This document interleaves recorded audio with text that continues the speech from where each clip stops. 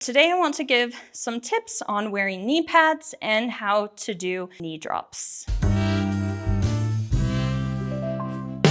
A problem that pole dancers often have when they start doing low flow or heels is knee pain, because often we are on our knees while we do that. Today I wanted to talk about knee pads. These are the knee pads I most often use. They are a brand called Queenie, which you can find on Amazon. And some of the things I like about them, which you should look for in all knee pads that you're using, is that they have sticky if you're planning to do things that you need to stick to the pole.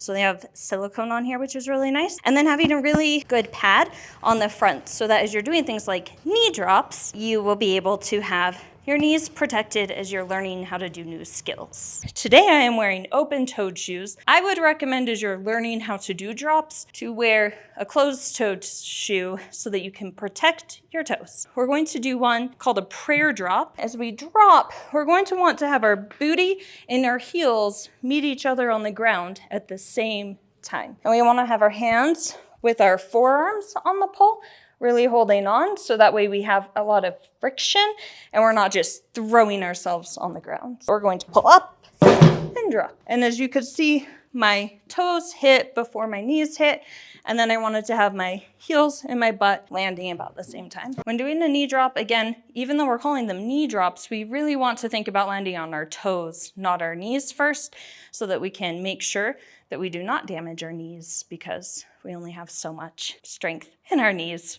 for our whole life. My name's Jen, and thanks for joining us for Just the Tips. Thank you for watching. Be sure to like and subscribe for more Just the Tips, and we wish you the best of luck on your movement journey, darling.